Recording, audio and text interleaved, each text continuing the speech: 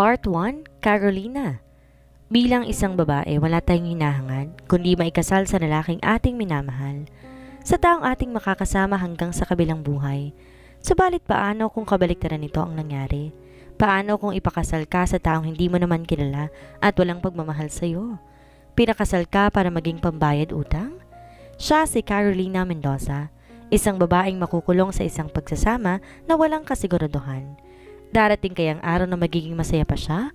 Mamahalin kaya siya ng lalaking pinakasalan niya? O mananatili na lang siyang babaeng pambayad utang at hindi karapat-dapat mabigyan ng pagmamahal? Ako si Carolina at ito ang aking kwento. Carolina's POV. Ano bang turing na kahulugan ng kasal? Para sa akin ang kasal para sa dalawang taong nagmamahalan. Pero eto ko ngayon, magpapakasal sa hindi ko naman lubos na kilala at higit sa lahat sa taong hindi ko mahal. Habang naglalakad ako papasok sa loob ng simbahan, walang tigil sa pag-agos ang luha ko sa aking mga mata. Hindi to luha ng kasiyahan kundi luha ng kalungkutan. Wala akong magawa dahil kagustuhan to ng aking ama. Magpapakasal ako sa lalaking pinagkakautangan niya na malaking halaga. Tumigil ka na sa pag-iyak mo. Saway sa akin ang stepmother ko. Stop crying dahil nakakaya kay Mr. Evans. Saway din sa akin ng daddy ko. Daddy please, ayoko magpakasal. Umiiyak na sabi ko sa kanya. Tumigil ka Carolina ha? Gusto mo bang ipakulong niya ako? Tanong naman sa akin ni daddy. Umiling ako bilang sagot sa kanya. Nagdaramdam ako dahil bakit kailangan na akong ipakasal nila kung pwede naman ang stepsister ko. Dahil kung tutuusin ang madrasta kong dahilan kaya't nagkautang daddy ko. At siyang dahilan kung bakit nabaon kami sa utang at dahan-dahang lumubog ang kumpanya na tinayo ng mommy ko. Kaagad kong pinunasan ang mga luha ko dahil takot ako magalit sa akin ng daddy ko. Inihintay namin ang groom dahil hindi pa to dumarating. Hanggang bubukas ang pinto ng simbahan, pumasok ang isang matangkad at kapong lalaki. Nakakatakot ang aura niya. Unang tingin ko pa lang sa kanya nakakatakot na siya. Naglalakad to na para bang siya ang hari. Tumingin siya sa akin kaya kagad ako nag-iwas ang tingin. I heard him chuckled, kaya lalo kong yumuko. His chuckle sounds like a devil. Dahil tumayo bigla ang mga balahibo ko sa katawan ko. Mukhang ayaw naman magpakasal ng anak mo sa akin. Seryosong tanong niya sa daddy ko. Mahiyain lang ang anak ko, Mr. Evans. Magarang na sagot ng daddy ko. Okay, let's start the wedding. Sabi pa nito habang seryosong boses. Nagsimula na ang kasal at wala man lamang akong nagawa pa. Umaasa ako na isasalba ako ng ama ko o kahit pigilin man lang niyang kasal pero wala naman siyang ginawa at pinabayaan niya ako. Walang reception na naganap. Nagmamadali ang asawa ko. Kailangan na naming umalis dahil may mahalaga pa akong meeting. Saad niya at mabilis akong kinaladkad papunta sa kotse niya. Masakit man ang pulsuhan ko, hindi ko nagawang mais sa tinig. Hinayaan ko lang siyang gawin ang gusto niya, lalo na sa asawa niya na ako ngayon at pag-aari na niya ako. Ipapahatid kita sa driver ko. Hindi ka aalis ng bahay hanggat wala akong sinasabi. Maliwanag ba? Tanong niya sa akin. Oo, tipid na sagot ko sa kanya. Good, masunodin ka pala. At mukhang di mo naman ako bibigyan ng sakit sa ulo. Sabi niya sa akin. Hindi ako nagsalita. Mas pinili kong manahimik na dahil ayoko namang may sabihin pa siya sa akin. Nakakatakot siya at parang konting pagkakamali ko lamang. Sasaktan niya na ako kaagad. Idinaan muna niya ng driver sa kumpanya niya bago niya ako dinala sa mansyon niya. Malaki ang bahay namin pero hindi hamak na mas maganda ang bahay niya. Nagsumigaw sa karangyaan. Hindi ko alam kung nababagay ba akong tumira sa ganito kalaking bahay. Bumaba ako at sinalubong ako na isang maedad na babae. Maligayang pagdating po, madam. Nakangiting bati niya sa akin. Magandang araw po sa inyo. Nakangiti ring bati ko sa kanya. Tayo na po sa loob. Kanina pa po kayo hinihintay ni senyora. Aniya sa akin. Tahimik lamang akong nakasunod sa kanya. Pagpasok ko, halos hindi na ako makahinga. Nakakatakot umapak sa sahig nila na sobrang kintab at sobrang linis. Senyora, nandito na po ang asawa ni senyorito. Nasaan siya? Tanong ng isang babae na sa tingin ko ay nasa 50 na. Magandang araw po. Mahinang bati ko sa kanya. Tumabingi ang mukha ko dahil hindi ko inaasahan na sasampalin niya ako. Ang buong akala ko tapos na siya pero may dalawang kasunod pa siyang sampal sa akin. Ikaw ba? Ikaw ba ang pinag-aksiyahan ng anak ko ng pera? Galit pang tanong niya sa akin. Hindi ko alam ang isasagot ko. Nanatili lang akong nakatayo habang naguunahan na pumatak ang mga luha sa mga mata ko. Malupit siya dahil pananakit kagad ang pambungad niya sa akin. Kung ako nga ang masusunod ay hahayaan ko ng makulong ang ama mo sa bilangguan? Pero dahil nagmamakaawa siyang gawin kang pambayad sa utang niya, pumayag na ang anak ko. You are not worth it para sa ilang milyong pinahiram ng anak ko sa ama mo? Pero kung sa bagay, may magiging pakinabang ka naman sa amin at habang buhay kang nandito sa amin, pagsasawaan ka ng anak ko? Humalakak ito na parabang isa sa mga kontrabida na napapanood ko sa telebisyon. Kasing, dalhin mo na siya sa magiging silid niya? Utos ito kay Manang. Mabilis naman akong dinala ni Manang sa isang maliit na silid na sa tingin ko bodega. Iniwan niya muna ako at lumabas na siya. May isang papag na maliit na sa tingin ko kakasya lang sa isang tao. May dala ko mga damit. Okay lang, Carolina. Wala ka nang magagawa pa. Ito na ang buhay mo ngayon. Magpasalamat ka na lang dahil may silid pa rin silang binigay kesa matulog ka sa sahig. Kausap ko sa sarili ko. Hindi pa man nila sinasabi, alam ko na ang kahihinatnan ko. Magiging katulong nila ako at habang buhay ko silang pagsisilbihan. Kumuha ako ng malinis na damit. Hinubad ko ang suot kong wedding gown at maingat ko pang itinupi para naman itabi. Napatingin ako sa phone ko dahil may tumatawag. Huminga ako ng malalim bago ko sinagot ang tawag ni Daddy. Hello Dad. Hello anak. Kamusta ka dyan? Okay ka lang ba dyan? Tanong pa niya sa akin. Okay lang po ako Daddy. Mabait po sila sa akin. Sagot ko sa kanya habang pinipigilan ko ang mga luha ko. Mabuti naman kung ganon. Maging mabuti kang asawa sa kanya. Mahal na mahal kita anak. Sabi niya bago pa nawala ang tawag. Napaluha ako sa narinig mula sa kanya. Hindi ko kasi alam kung dapat ba akong maniwala sa sinasabi sa akin ng daddy ko. Lalo na sa ginawa niyang ito sa akin. Mahal ko ang daddy ko dahil siya na lamang ang meron ako. At gagawin ko ang lahat ng kaya kong gawin para maging proud at maging masaya siya. 1 taon na lang at matatapos na ako sa kolehiyo, pero hindi ko rin alam kung papaaralin ba ako ng asawa ko. Pero gagawa ako ng paraan para hindi ako maging pabigat sa kanya. Papasok pa rin ako sa part-time job ko para may allowance ako sa school. Hindi ako po pwedeng humingi ng pera sa kanya dahil alam kong hindi niya ako bibigyan dahil kulang pang pagpapakasal ko sa utang ng ama ko sa kanya. Ang kinatatakutan ko ngayon, paano ko gagampanan ng pagiging asawa ko sa kanya? Kailangan ko rin makipagtalik sa kanya, pero natatakot ako, lalo na nga't wala pa akong karanasan. Halos tumalo na ang puso ko sa lakas ng kalampag sa may pintuan. Kaya't mabilis akong tumayo para pumunta sa may pintuan. At nang buksan ko to, halos matumba ako sa kinatatayuan ko dahil nasa harapan ko ang asawa ko. May kailangan po ba kayo, sir? Nauutal bang tanong ko sa kanya. Tinaasan niya ako ng kilay na para bang hindi niya nagustuhan ang sinabi ko. May kailangan tayong pag-usapan. Sumunod ka sa akin? Seryosong sabi niya sa akin. Kinakabahan nga akong sumunod sa kanya. Hindi ko alam kung saan kami pupunta dahil umakyat kami sa may hagdanan. Tahimik lamang ako nakasunod sa kanya hanggang sa pumasok siya sa may isang silid. Have a seat. Utos niya sa akin. Umupo naman ako at nakayuko dahil hindi ko kaya salubungin ng mga tingin niya. Yuyuko ka na lang ba dyan? Here, basahin mo. Nakasulat din dyan lahat ng kailangan mong malaman. Sabi niya sa akin sabay abot na isang puting papel. Nanlaki ang mata ko na makita ko kung ano ang mga nakasulat sa hawak kong papel. Pinipilit kong pigilan ang higpi ko habang nakatingin sa mga nakasulat sa papel. Nakasaad dito na wala talaga akong kalayaan sa piling niya. Halos hindi ko nga maintindihan ang mga nakasulat dito. Pero may isang nakasulat na hindi ko kayang alisin ng mga mata ko. Ang pinakauna nakasulat na parang kasunduan na to. Read and sign it. Malamig na utos pa niya sa akin. Bed warmer? Wala sa sariling saad ko. Yes, and that's your number roll as my wife. Sarcastic pang sagot niya sa akin. Hanggang kailan? Tanong ko sa kanya. Hanggang sa magsawa ko sa'yo. You are mine. Only mine? You are my property at wala ka ibang dapat gawin kundi ang sundin lahat ng nais ko. Sagot pa niya sa akin. Ano bang kabalaran to? Bakit ako humantong sa gantong sitwasyon? Tanong ko na lang sa sarili ko. At unti-unti kong pinunasan ng mga luha ko. Tiniyo ko ang pisngi ko gamit ang palad ko. Sign it. Utos pa niya sa akin. Nanginginig ang kamay ko. Parang di ko kayang pirmahan ng mga nakasaad dito. Pero ano ba ang magagawa ko? Sino ba ako para tumanggi kung pag-aari niya na ako? Wala na akong karapatan pa para sa sarili ko simula nang gawin akong pambayad ng daddy ko sa kanya.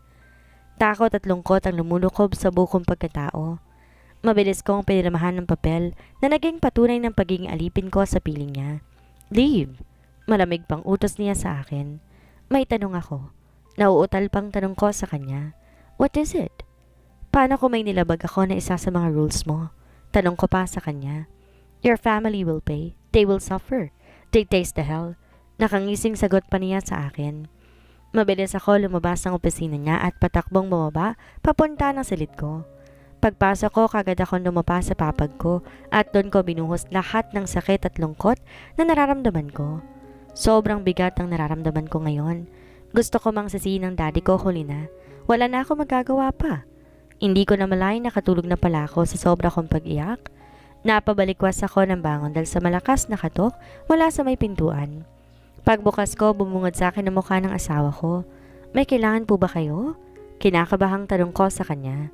Ayusin mo mga gamit mo at lumipat ka sa taas. Sa tabi ng silid ko, sagot niya sa akin. Pero ang sabi po ng mommy niyo, dito daw po ako. Mahina pang saad ko sa kanya. Sino bang dapat mong sundin? Ako o siya? Ramdam ko ang galit sa boses niya. Ikaw, sagot ko sa kanya. Nakalimutan mo na kaagad. Wala ka ibang susundin kundi ako lang. Walang may ibang karapatan sa'yo kundi ako lang.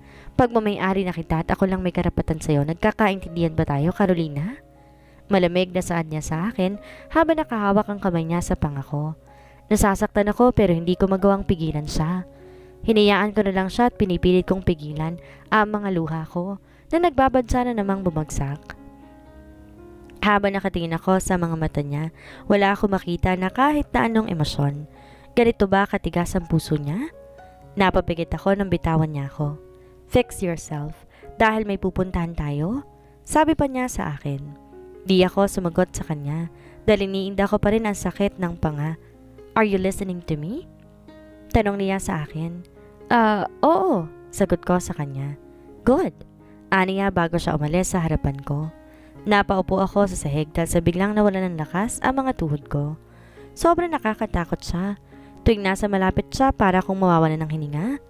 Nagbihis na ako dahil baka magalit siya kapag nagtagal pa ako. Hindi ko alam kung saan kami pupunta pero mas pinili ko na lamang na isuot ang isang simpleng bestida. Wala ako nilagay na kahit ano sa mukha ko. Sa edad kong 22, hindi man lamang ako marunong mag-ayos sa sarili ko. Hindi ako marunong maglagay ng make-up. Lumabas ako ng silid ko habang bitbit ko ang maleta ko kanina. Umakit ako at sinamahan ako ni Manang papunta sa magiging silid ko. Ang sabi nga nakakonekta ang silid ko sa silid ni Archer Drew Evans. Umupo ako sa kama. Pinagmasdan kong bawat sulok ng silid na to. Katamtaman lang ang laki nito at malinis. Kahit papaano magiging maayos ako dito kumpara sa silid na binigay sa akin ng mommy niya kanina. Akmang hihiga ako nang bigla na lang bumukas ang connecting door. Napaupo ako ng tuwid dahil biglang dumating ang hari. Let's go! Aniya sa akin. Tahimik naman ako sumunod sa kanya. Nauna na siya sa akin kaya naman malaya kong pinagmamasdan ang kabuuan niya. Matangkad siya at may magandang katawan. Hindi ko alam kung ilang taon ang gap naming dalawa. Gwapo, mayaman, at pangarap siya ng mga kababaihan. Pero para sa akin isa siyang bangungot ng buhay ko. Habang pababa kami nakatingin sa akin ng mommy niya at may katabi itong matandang babae. Naparunok ako at yumuko na lang dahil hindi ko kayang salubungin ang tingin sa akin ng mga narito sa living room. Kuya, siya na ba ang asawa mo? Tanong ng isang babae. Yeah. Mabilis niyang sagot sa babae. Sa tingin mo ba worth it siya? Sarcastic na tanong ko. May lakad kami at nagmamadali kami. Sabi nito sabay hila pa sa akin. Sana worth it siya. Pagsawaan mo hanggang makontento ka at natatawang sabi nito. Habang ako na may nasasaktan sa hawak sa akin ni Drew. Humigpit pa kasi ang hawak niya sa pulsuhan ko. Pabalibag niya akong pinasok sa loob ng kotse niya. Napahawak na lamang ko sa kamay ko. Do your job as my wife para naman sulit ang binayad ko sa'yo. Walang pasabi niya akong hinalikan sa labi. Nasaktan ako sa paraan ng paghalik niya. Ramdam ko ang galit sa paraan ng halik niya. Higit sa lahat hindi ko alam kung paano ko ba to tutugunan. Shit! Kiss me back. Galit pang utos niya sa akin. Hindi ako marunong. Nahihiyang sabi ko sa kanya. Playing innocent, huh? May panguayam na saad niya at siniil ulit ako ng halik sa labi. Shit! Hindi ka pa talaga marunong humalik? Frustrated pang tanong niya sa akin. Napaiyak naman ako dahil sa paghalik pa lamang ay palpak na ako. Paano pa kaya kapag hiniling niya sa akin na makipagtalik ako sa kanya? You wanna play games with me? Bakit hindi mo gawin ang ginawa mo sa akin noon? Tanong niya sa akin. Hindi ko siya maintindihan. Hindi ko alam kung ano bang sinasabi niya. Naguguluhan ako dahil hindi ko talaga alam. Anong sinasabi? Shut up! Sigaw niya sa akin. Nanahimik na lamang ako, di na nagsalita. Ayoko nang magalit pa siyang lalo sa akin. Binuhay niya ang makina ng sasakyan at mabilis niyang pinatakbo. Napakabit naman ako sa legs niya dahil sa sobrang takot ko. Pero malakas niyang inalis ang kamay ko. Sorry, mahinang sabi ko. Asik niya sa akin. Nakarating kami sa isang matayog na building. Isa lang ang nasa isipan ko ngayon. Ngayon na ba namin yun gagawin? Tanong ko pa sa sarili ko. Saan po tayo pupunta? Tanong ko sa kanya. Bakit ka ba panay po sa akin? Shit! Sigaw niya sa akin. Alam ko galit talaga siya sa akin. Sumakay kami sa elevator. Pupunta pala kami sa penthouse niya. Bumungad sa paningin ko ang isang magara at malawak na living room. Pero nagulat na lamang ako nang bigla niyang hapitin ang bewang ko at siniil na nabang niya ako ng isang agresibong halik. Pumikit ako at ginaya ko ang bawat galaw ng labi niya. Satisfy me tonight? Bulong niya sa tenga ko na nagbigay kilabot sa kaibuturan ko. Hindi ko alam ang dapat kong gawin. Natatakot ako sa kanya. How can I satisfy him?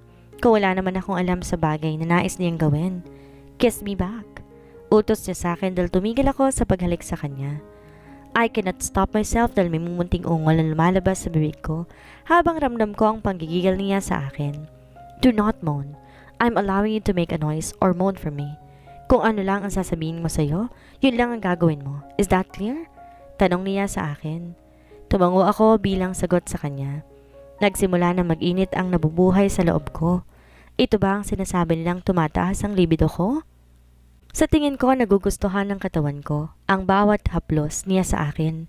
He started to undress me. Hindi ko na namalayan na nahubad na niya ang damit ko. Tanging underwear at bra na lamang ang tanging natira sa katawan ko. Mabilis kong pinag-cruise sa mga braso ko para takpan ang dibdib ko. Hanggang pinagdikit ko ang mga hita ko. Sobrang nahihiya ako dahil ito ang unang beses na may nakakitang lalaki sa katawan ko at siya ang bukod tayong nakakita sa katawan ko. Look at me! Utos niya sa akin. Nahihiya talaga ako kaya nanatili ako nakayuko. Pakiramdam ko napakababa ko na para na akong isang mababang uri ng babae sa paningin niya. Shit! I said, look at me! Sigaw niya sa akin. Sorry, mahinang bulalas ko. Inawakan niya ang pangako kaya naman napatingin ako sa mga mata niya. Hindi ko alam pero nakikita ko ang galit sa mga mata niya. Medyo nasasaktan ako sa paghawak niya sa akin. Buwaba ang tingin niya sa labi ko, kaya naman napanunok ako. Kiss me. Utos niya sa akin at binitawan niya ang pangako. Naglakad siya papunta sa kama at umupo siya habang di nalis ang tingin sa katawan ko. Di ko alam kung kaya ko ba maglakad papunta sa kanya. What are you waiting for? Do your job as my wife? Umigting ang panga niya habang nagsasalita siya. Nangihina ang mga tuhod ko habang nagsisimula akong humakbang papunta sa kinaroroonan niya. Natatakot ako sa kanya. Sobrang natatakot ako na parang nais ko nang tumakbo papalabas. Nais kong tumakas sa kanya. Hindi pa ako nakakarating, mabilis niya akong hinila papunta sa kanya. Napasubsob ako sa matipuno niyang dibdib. At tumiksik na lamang ako dahil sa takot ko sa kanya. Pero parasahan niya akong pinaupo sa kandungan niya at inangat na naman niya ang baba ko. Kiss me. Matigas na utos pa niya sa akin. Nanginig ang mga kamay ko habang binabala kong hawakan ang mukha niya. Napatingin lamang siya sa akin. Pumikit ako at dahan-dahan kong inilapat ang labi ko sa labi niya. Ilang segundo rin bago ko sinimulang igalaw ang labi ko. Sobrang lambot ang labi niya. Hindi ko kayang idilat ang mga mata ko. Nanatili ako nakapikit. Halos hindi na ako makasabay pero sinubukan ko pa rin makasabay sa kanya. Ginagawa ko ang lahat na makakaya ko. Pinipigilan ko ang sarili kong makalikha ng ingay, lalo pa nang di niya ako binigyan ng permiso. Pinagpalit niya ang peso naming dalawa. Pinahiga niya ako at siya na ngayon ang nasa ibabaw ko. Tinakpan ko pa ang palad ko ng bibig dahil hindi ko na alam ang nangyayari sa katawan ko. Hinayaan ko siya at sinunod kong lahat ng gusto niyang gawin ko. Naiihi ako, sabi ko sa kanya at bahagya ko siyang itinulak. Please, naiihi na talaga ako. Hiyaw ko dahil sobrang lapit ko na at nahihiya ako kung sakaling sa kanya ko pa ilalabas ito. Just let it out. Utos niya pa sa akin. Nanginginig ako at nanghihina ng mga tuhod ko. Shit! You are a virgin! Galit na sigaw niya sa akin. Mabilis siya lumabas at iniwan ako. Napasubsob na lamang ako sa kama dahil parang disappointed pa siya na bilhin pa ako. Hanggang ngayon ramdam ko pa rin ang hapdi sa pagitan ng hita ko. Dahan-dahan akong tumayo. Yakap ko rin ang sarili ko habang dahan-dahan na naglalakad papunta sa banyo. Pagpasok ko doon na bumuhos ang mga luha ko. Hiniyaan kong dumaloy ang katawan ko na tubig na nagmumula sa shower. Napahagulol ako dahil sa mga nangyari sa akin ngayon. Unang araw ko pa lamang sa piling niya. Hindi ko alam kung ano bang nangyari sa akin sa mga sumunod na mga araw. Lalo ko napaiyak dahil wala na. Wala nang pinakaingatan ko sa lahat. Ang dapat regalo ko sa lalaking mahal ko. Hiniyaan ko ang sarili ko na ilabas ang bigat na nararamdaman ko. Anong buhay kaya ang naghihintay kay Carolina? Ngayong tila demonyo ang taong pinakasalan niya. Bakit kaya gano'n na lamang ang galit at pagkadismaya ni Drew na malamang birhin pa ang asawa? Yan ang ating aalamin sa susunod nating kabanata.